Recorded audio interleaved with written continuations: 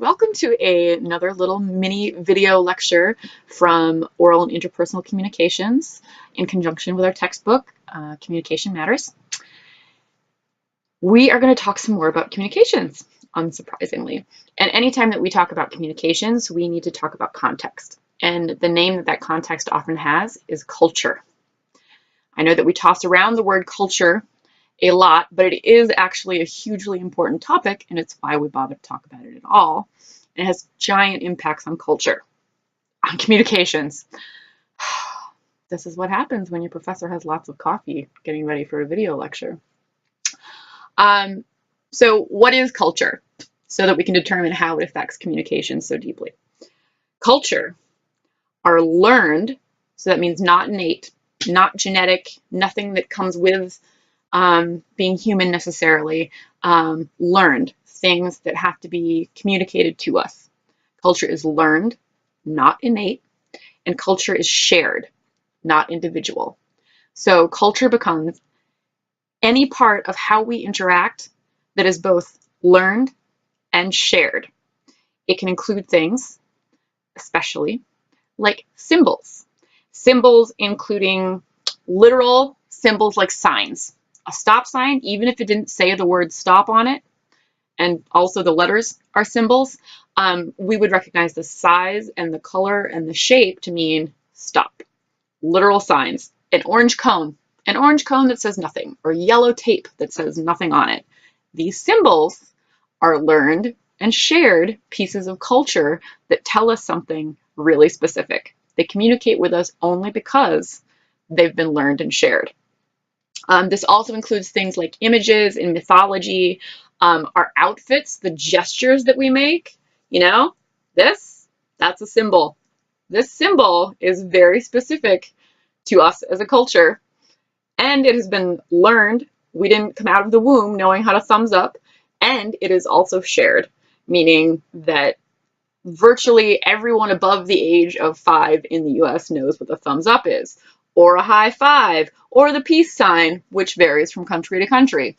All very specific symbols that are a big piece of culture.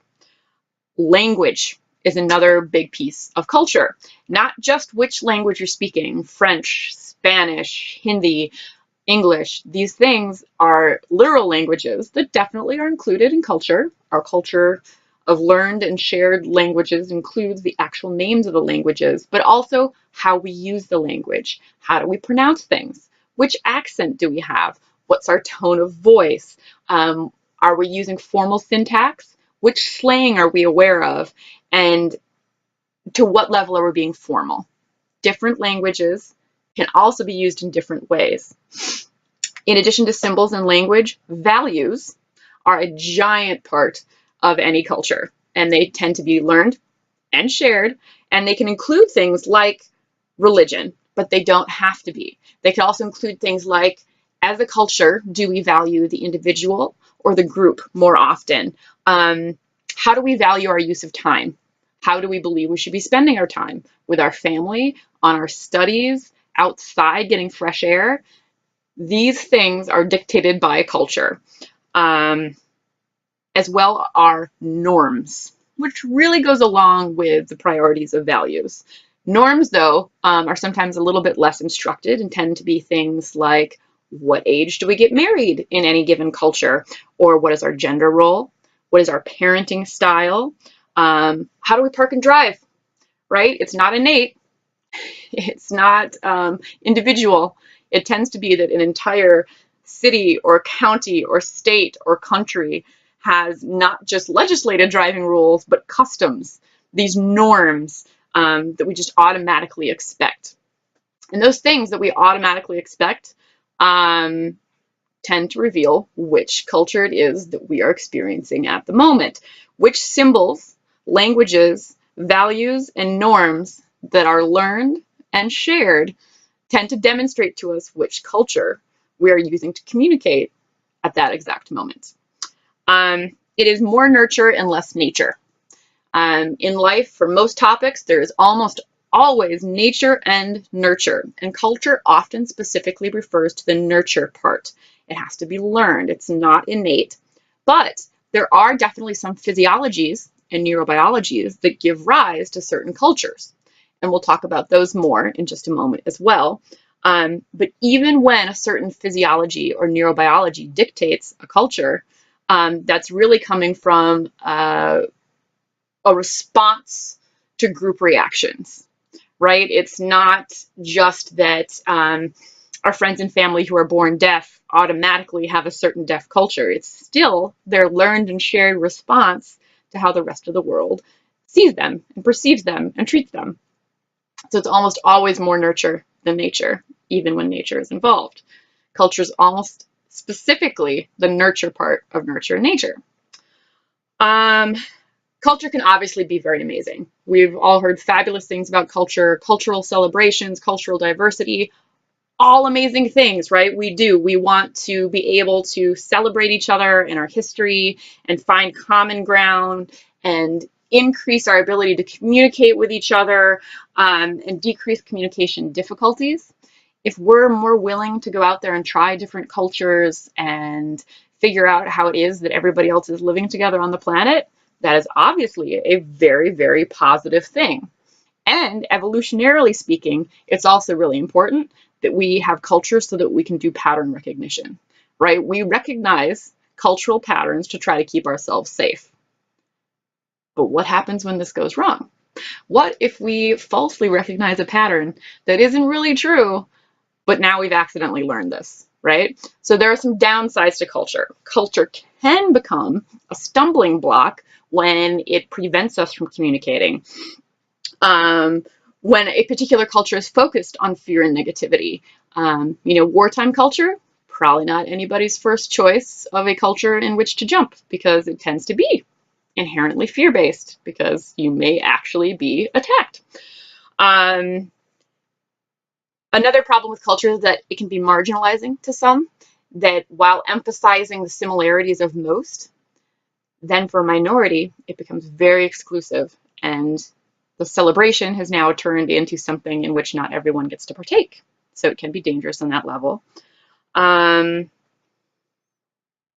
sometimes we just don't match what the dominant culture is. Even if it is a choice or style preference, if it doesn't match the majority of the culture that it's celebrating, sometimes everybody either, informally, casually feels marginalized or, ends up actually technically being discriminated against.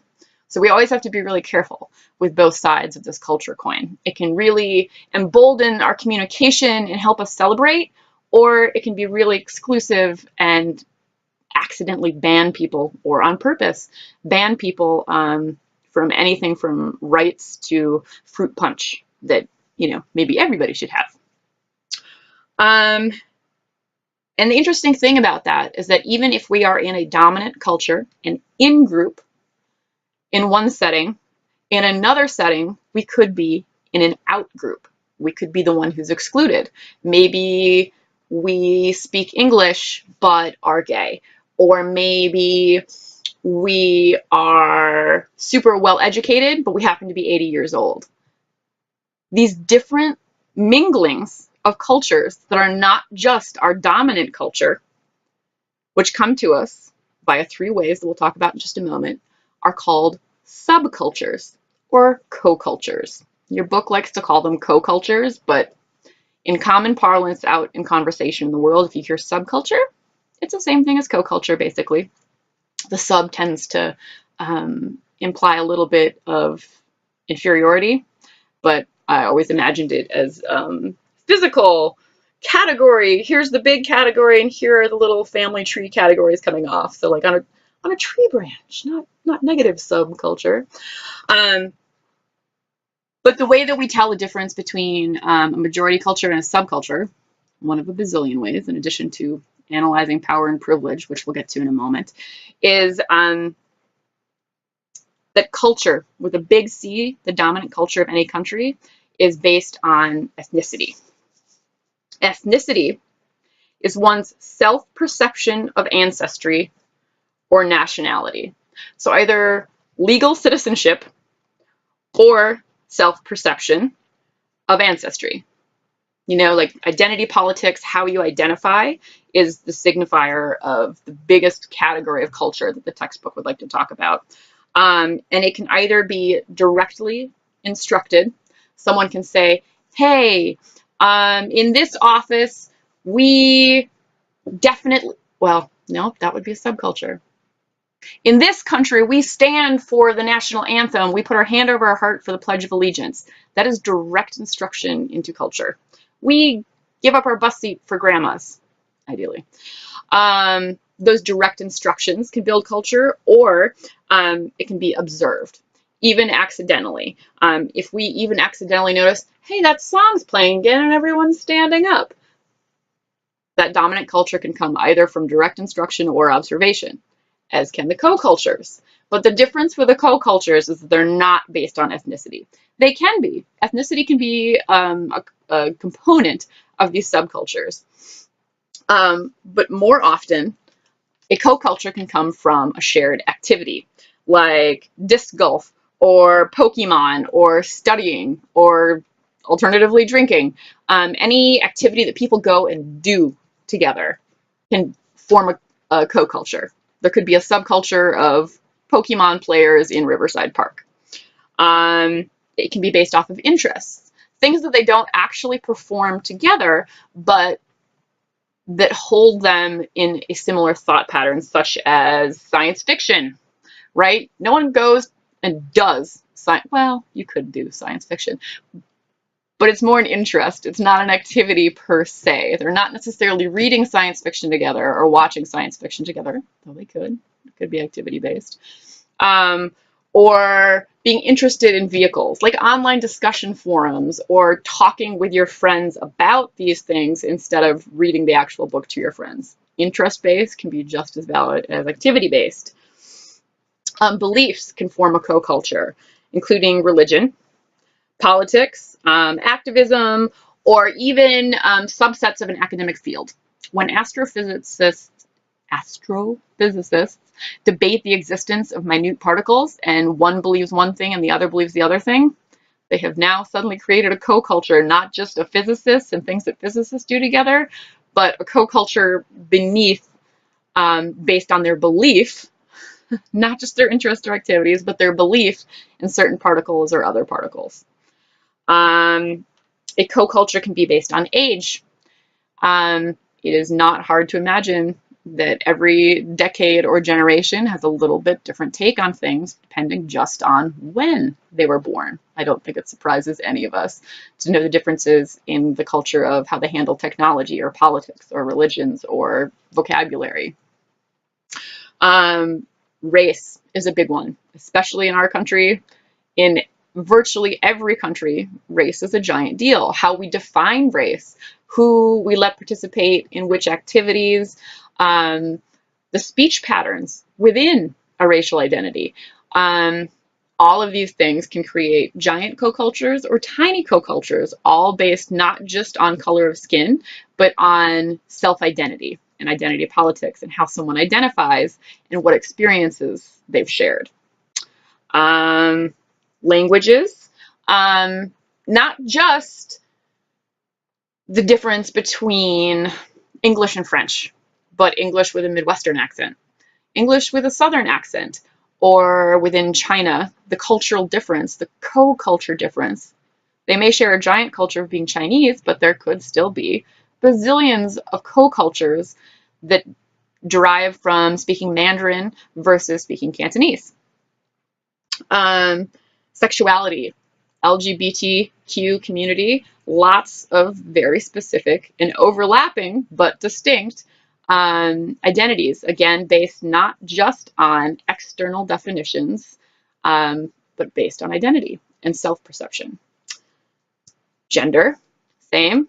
And within gender, there are tons of variations. If we take all of these categories of our lives and assume that they are a spectrum, every different point on that spectrum can have its own co-culture. So there can be a co-culture that includes anybody who happens to score anywhere on the spectrum, and then a co-culture for every point on the spectrum.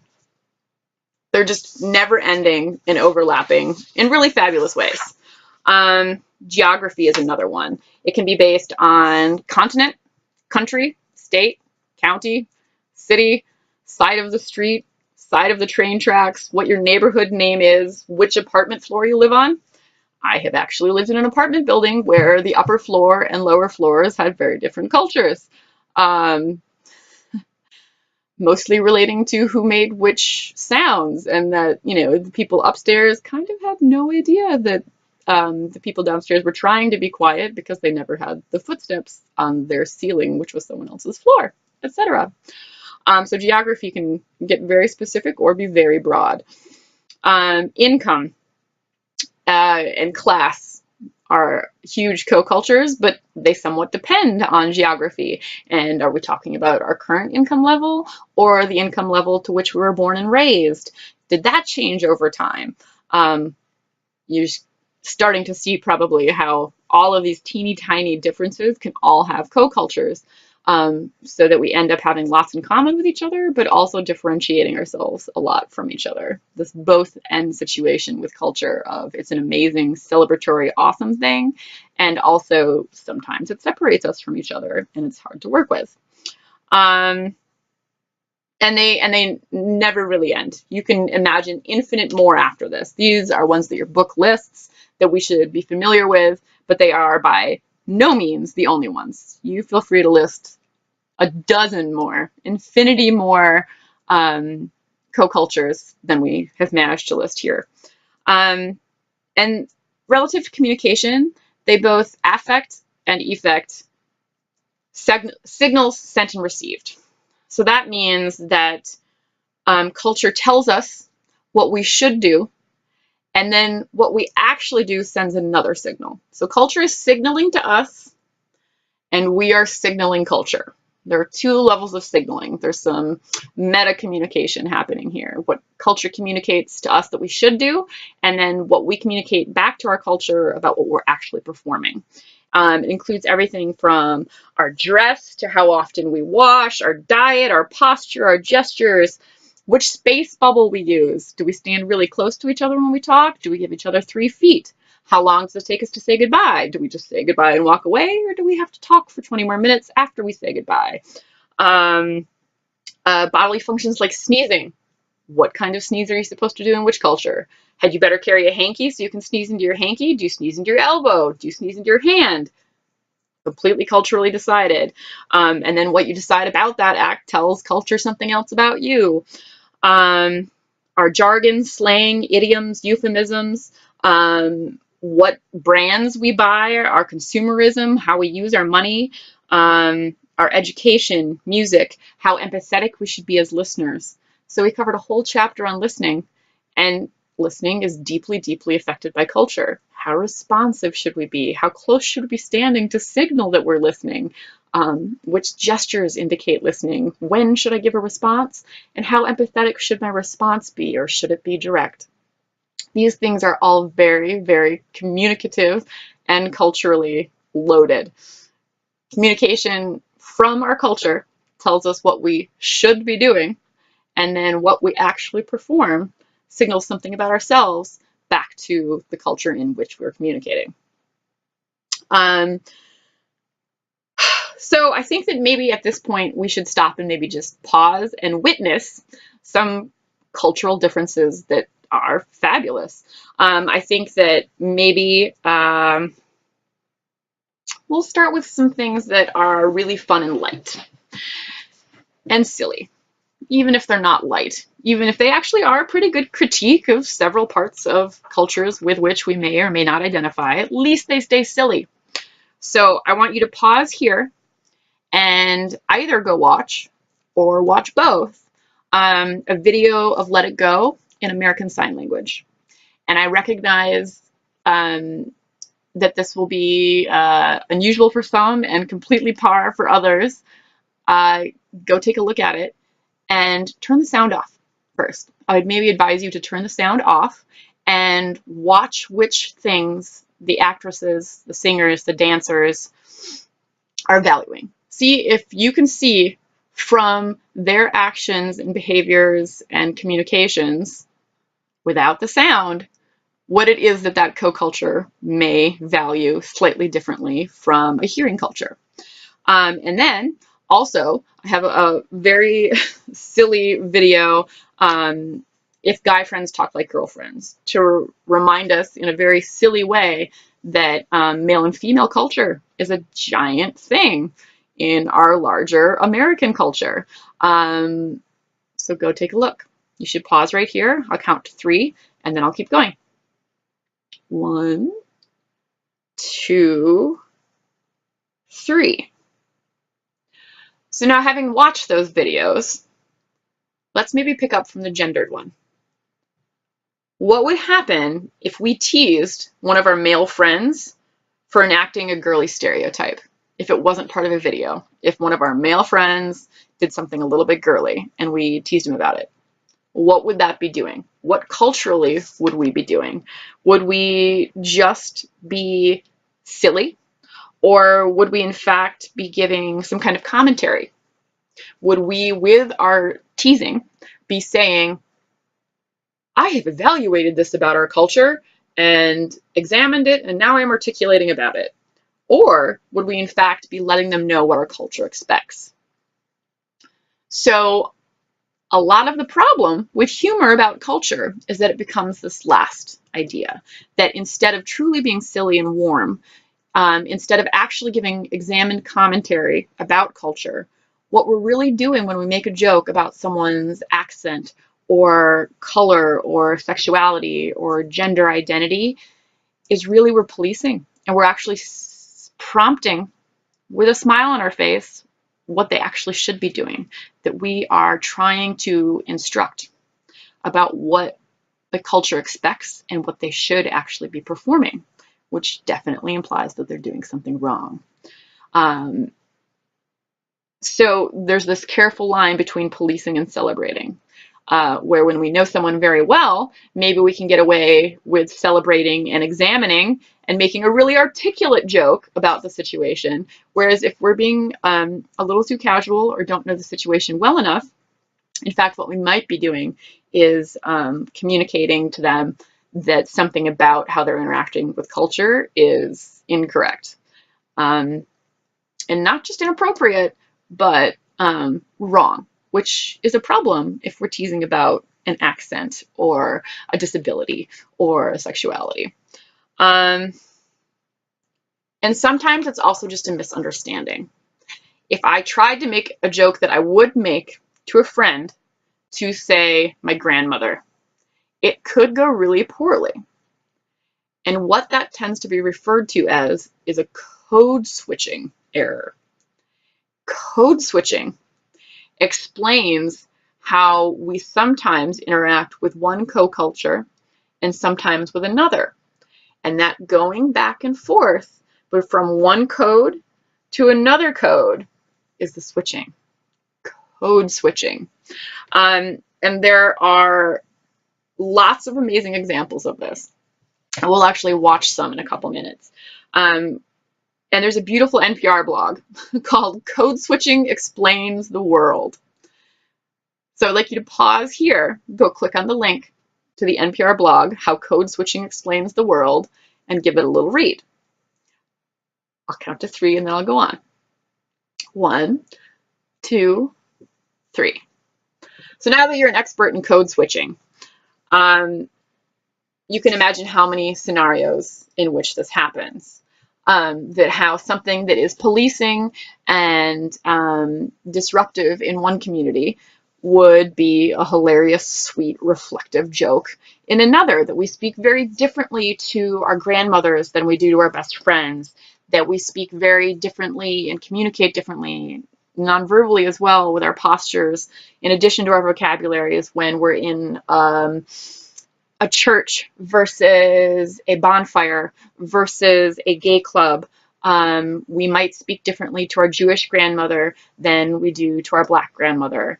Even if we have both, even if we are fluent in 2 different codes, we likely switch the code depending on which grandmother it is that we're talking to. Or in a classroom We change our behavior if we're talking to our boss versus when we're talking to our teacher. We know the code for how to talk to teacher.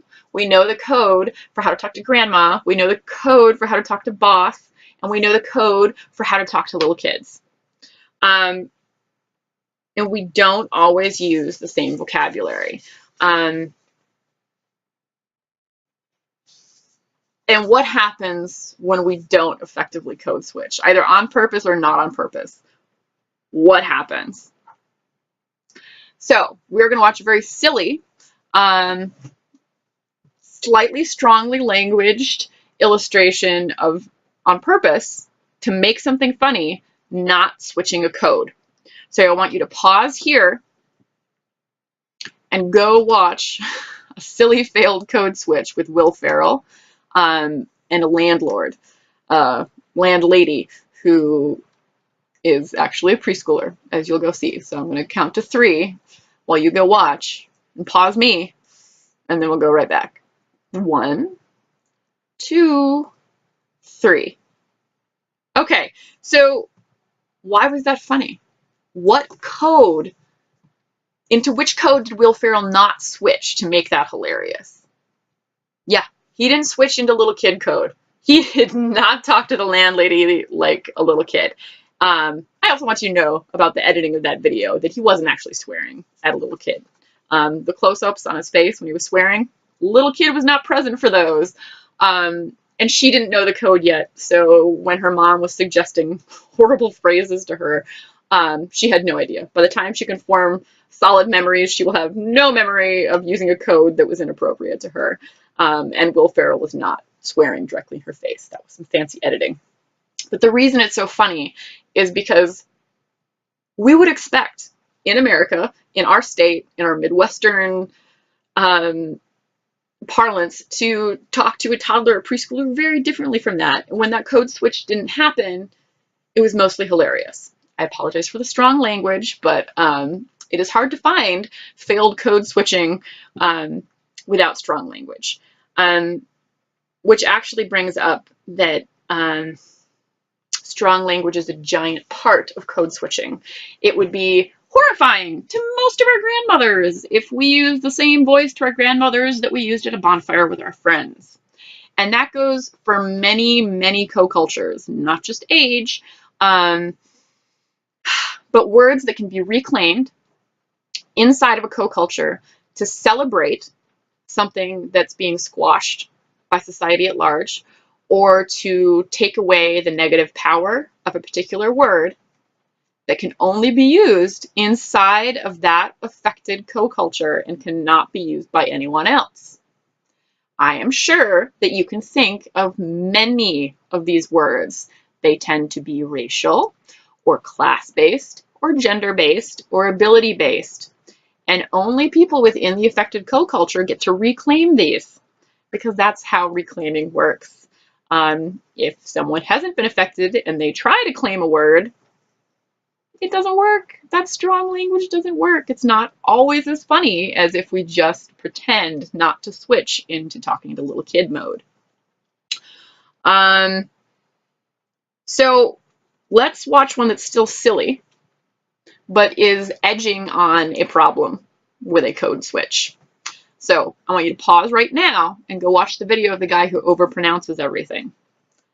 1, 2, 3. So what was the problem with a guy who was overpronouncing things? I would argue that the problem is that he's not actually effectively code switching. He is not part of the co-cultures that would reclaim the pronunciation of any of those words. He is externally trying to apply these, which does not go well. And it made us probably pretty nervous and uncomfortable to watch, because it wasn't as bad as some of the strong language words we can think of, but we knew that he was not genuinely curious or informed about each of these. It's barely humanly possible to be fluent in all of these, and instead of asking questions and being curious and being open, he was kind of instead making assertions, right? Like he was kind of being forceful with his perspective that wasn't actually fluently coming from any of the marginalized co and subcultures that he was trying to reference. Which actually leads us into an ever increasingly more serious video that, in a silly way, tries to tackle a really serious communication. I'm tempted to say difference, but it might actually be a communication problem. So go watch the video of if Asians said the stuff that white people say, and then we will dissect it a bit. 1, 2, 3. So what was happening in that video? Why was it bothersome that white people had said to Asian people the converse of all of the offensive and joking phrases that they were in the video saying to white people who were acting? What was the problem with that? The problem is that when people genuinely, in real life, say race-based things or questions like those demonstrated in the video, it often leads us to believe that they don't even know that there's a code into which they need to be switching. They have not even noticed that they are considering themselves a universal culture. They haven't even noticed they should be communicating across a code switch. Not that they could necessarily do it fluently in the first place, or that in their initial steps they would succeed, but that they haven't even noticed that there is a dominant culture situation that they are a very specific part of. They haven't even acknowledged that they need to communicate differently in another person's co-culture. And a lot of the times, it feels a lot like that guy who was overpronouncing when they are making assertions in someone else's co-culture, or that they are, in fact, just straight up pretending to know something that's really just a pretty basic stereotype. When we're unfamiliar with a co-culture, we tend to be nervous and make mistakes, right? So we just watched 3 videos of failures at code switching that, even when they were funny, probably made us a little bit nervous and uncomfortable. Because when we attempt to code switch, or to at least acknowledge there's a code switch that we don't know how to perform, we tend to make mistakes. And that's okay. It is okay to be nervous and work through a code switch. So first, we're going to pause here and watch a video of friends trying to dissect a cultural code switch. It's a clip from New Girl, and the characters in it are best friends in the show, in the script. So pause here and go watch that, and then we'll dissect their dissection a little bit. 1, 2, 3. So as you saw, friends can sometimes more easily correct each other. They knew each other well, they knew each other's communication patterns, so they were at least sharing a co-culture of best friends and roommates, right? And then using that co-culture to talk about another co-culture that Nick didn't understand, that Coach and Winston did, right? And it was still taught. We could still feel the tension, but because they knew each other, they were able to work it out a little bit more easily. That can be a little bit more difficult with people who are only acquaintances or coworkers or strangers, for that matter. Standing in a grocery line and trying to talk across a co-culture can be much, much more difficult. But it tends to be better than turning a blind eye. When we turn away and don't try to communicate, we're missing from last week all of those essential components of human connection instead of trying to work through a mistake. So instead, there are some really basic things that we can do when we've made a mistake. My code switch didn't work. Oh no, what do I do? Here are some ways that if it's not your best friends and we've made a co-culture code switching mistake, we can listen empathetically. Rather than being really excited to give a response rather than forcing our own perspective again, rather than asserting something. We should just listen empathetically, absorb somebody else's experience. Even if we think they're wrong, we should shut up. We should listen. We should absorb. Listening empathetically, as we covered in our last chapter, is incredibly important, and it makes our code switching attempts and mistakes much more manageable. And it's much better than just pretending code switches don't exist. And we shouldn't be fragile about it, right? In addition to not giving a response and listening, we shouldn't we should try to just listen empathetically and not put ourselves in a position where someone explaining something painful to us has to take care of us. When we have made a code switching mistake, we shouldn't make the person that we accidentally just injured take care of our emotions in a moment where we accidentally just trounced theirs, right? So we shouldn't be fragile. We should listen empathetically. And it's okay to claim our mistakes and apologize and just be like, I'm so sorry. I thought that I could say that word because it was just the bad guy in the story saying that word, so it actually came out of my mouth. I'm sorry. I'm so sorry.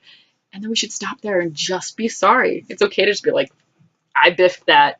I completely biffed that. I should not have said that. I'm really sorry. I botched that completely. It's okay. It's okay to actually just be sorry and sit with a mistake. And be willing to try something new again, to repeat that process, to try again to make this human connection across a code culture and a code switch that didn't go perfectly the first time. How could it? It can't go perfectly the first time. We just have to remain unfragile and empathetic and let the chips fall where they may while we listen and learn. And something else that we can do to both avoid and correct mistakes is to notice our own specificity. When we notice our own specificity, we tend to make fewer assumptions about other people. And fewer assumptions leads to better communication. That's often referred to in common parlance as examining our privileges. Privilege is a really important concept that helps us avoid co-culture mistakes and helps us correct them when we have inevitably put our feet in our mouth. So let's watch some videos about privilege. I would like you to pause and read a really famous piece about noticing personal specificity. It's called The Invisible Knapsack of Privilege. I've included a link to it. It's a really famous one and really specific to race. And then also I would like you to watch the BuzzFeed video, Privilege is Steps Forward and Backward. A group of coworkers all start holding hands on a baseline and then take steps based on their specificity and co-cultures and things that they've experienced. And they're a little bit intense, so, give yourself some space to watch these and process, and then come right on back here and we'll dive into some more. 1, 2, 3. So how did it feel to watch a video of some close coworkers examining their co-cultures and what they do have in common and what they don't have in common, and how that felt, right? So it wasn't easy. It was definitely a little tense in moments. And I think part of how that video and that experience went so well for them is that they remained open. They were listening empathetically, and they weren't fragile about it. Those who were surprised that they had more privilege, or who were unsurprised to find out they had more privilege, handled it pretty gracefully. They weren't fragile. They didn't need comforting. They didn't need comforting about accidentally, mostly by chance, being someone who had just societally, co-culturally, stepped on others' toes, or who at least had not had their toes stepped on as often, even if they weren't doing any toe stomping. They weren't fragile.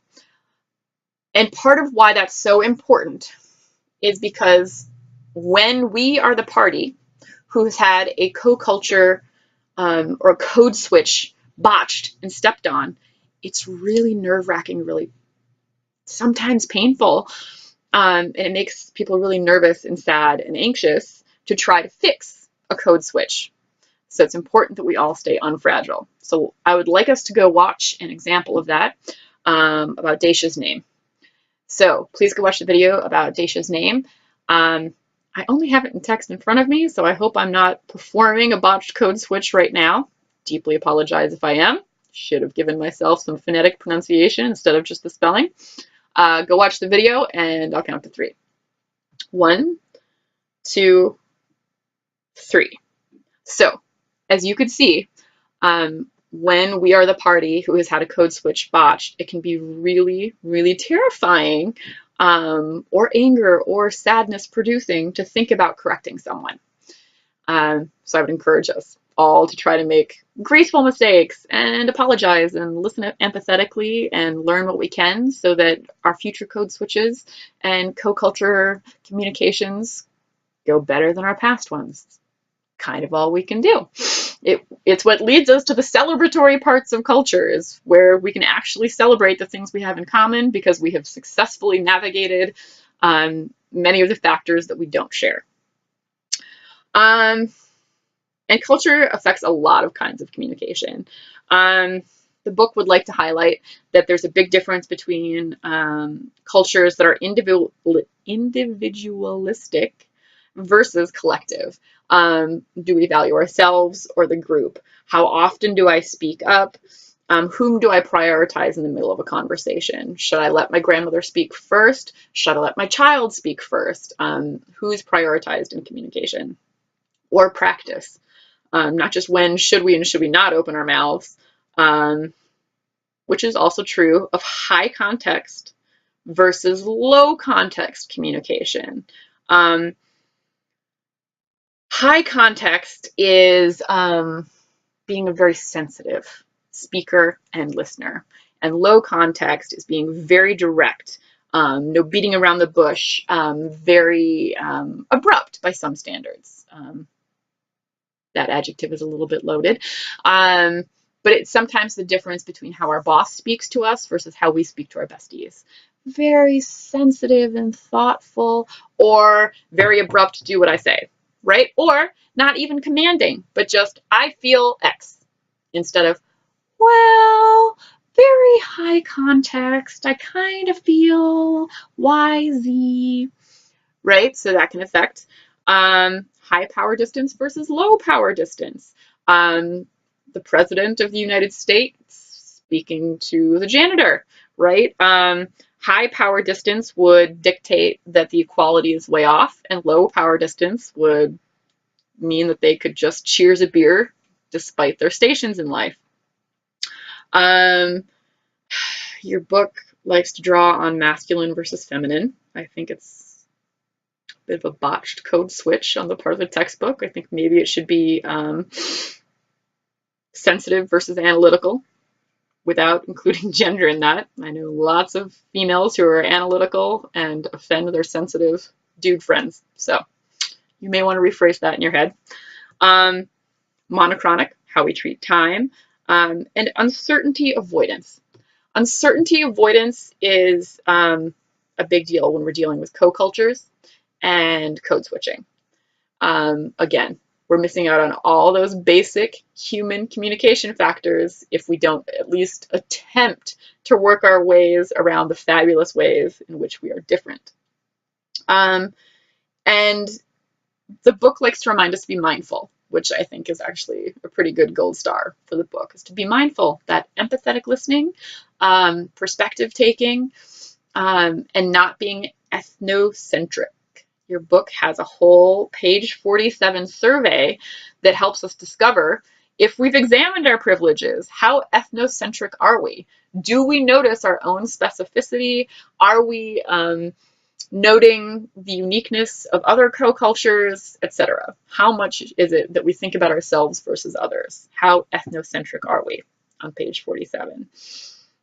So this is a lot to cover. It's a giant topic. There are people who study it and spend their entire lives writing their PhDs in books on co-culture and subculture and code switching. It's a really incredible topic. I hope that you can have fun with it and that we can all be graceful together while we are working on this, because the upsides are definitely worth it. So let's all go be graceful and empathetic and good listeners and see what we can learn about culture and communication together.